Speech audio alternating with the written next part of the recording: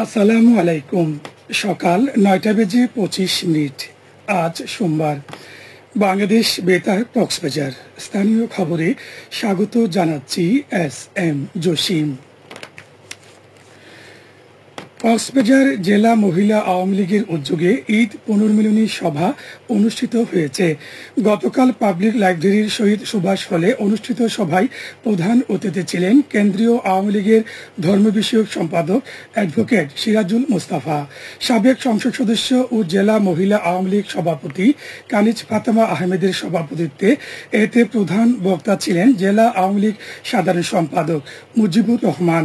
সভায় আরও বক্তব্য রাখেন সাবেক সংসদ সদস্য মোস্তাক আহমেদ চৌধুরী, জেলা আওয়ামী লীগ নেতা অ্যাডভোকেট তাপস রকিব, পৌর আওয়ামী লীগ সভাপতি নজিবুল ইসলাম, সাধারণ সম্পাদক উজ্জ্বল কর সহ দলীয় নেতৃবৃন্দ।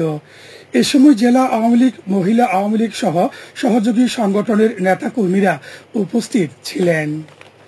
ষষ্ঠ উপজেলা পরিষদ নির্বাচনে নবগঠিত ঈদগাঁও উপজেলায় প্রথমবারের মতো নির্বাচন অনুষ্ঠিত হবে।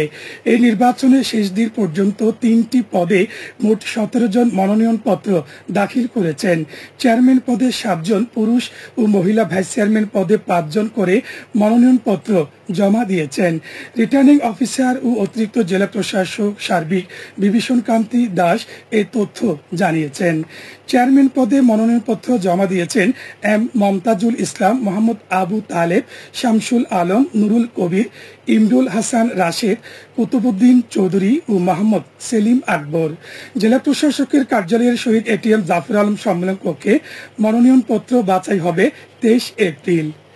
আপিল 24 থেকে 26 এপ্রিল, আপিল নিষ্পত্তি 27 থেকে 29 এপ্রিল, প্রার্থিতা প্রত্যাহারের শেষ দিন ও চূড়ান্ত প্রার্থী তালিকা প্রকাশ 30 এপ্রিল। প্রতীক বরাদ্দ 2 মে। ভোট গ্রহণ আগামী 21 মে।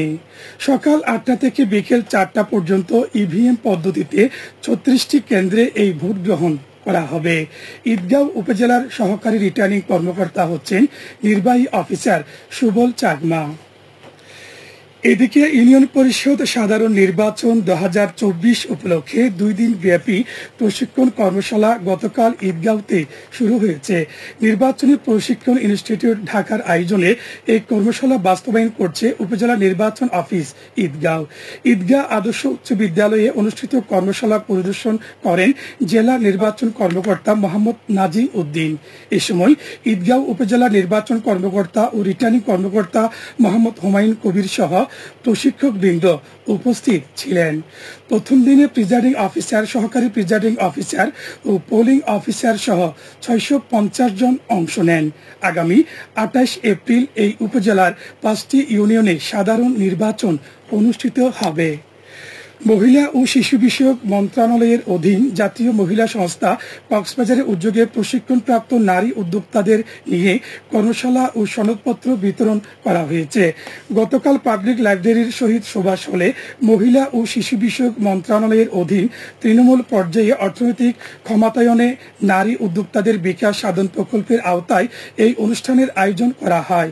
সাবেক সংসদ সদস্য ও জাতীয় মহিলা সংস্থা জেলা চেয়ারম্যান কানিজ ফাতেমা আহমেদের সভাপতিত্বে এতে প্রধান অতিথি ছিলেন জেলা আওয়ামী লীগ সাধারণ সম্পাদক মুজিবুর রহমান।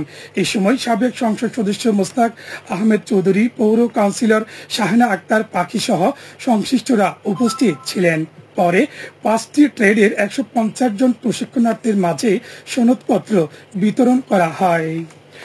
মহেশখালীতে রাখাইন সম্প্রদায়ের 3 দিনব্যাপী উৎসব মহাসাংগ্রাম সুষ্ঠু ও শান্তিপূর্ণভাবে সম্পন্ন হয়েছে। মহেশখালী পৌরসভার বড় রাখাইন পাড়াবাসীর আয়োজনে রাখাইন পাড়া বৌদ্ধ বিহার প্রাঙ্গণে 3 দিনব্যাপী এই উৎসব গতকাল রবিবার সন্ধ্যায় নানা কর্মসূচির মধ্য দিয়ে শেষ হয়। এই উৎসবে রাখাইন নারী পুরুষ নানা আনুষ্ঠানিকতা পালন করেন।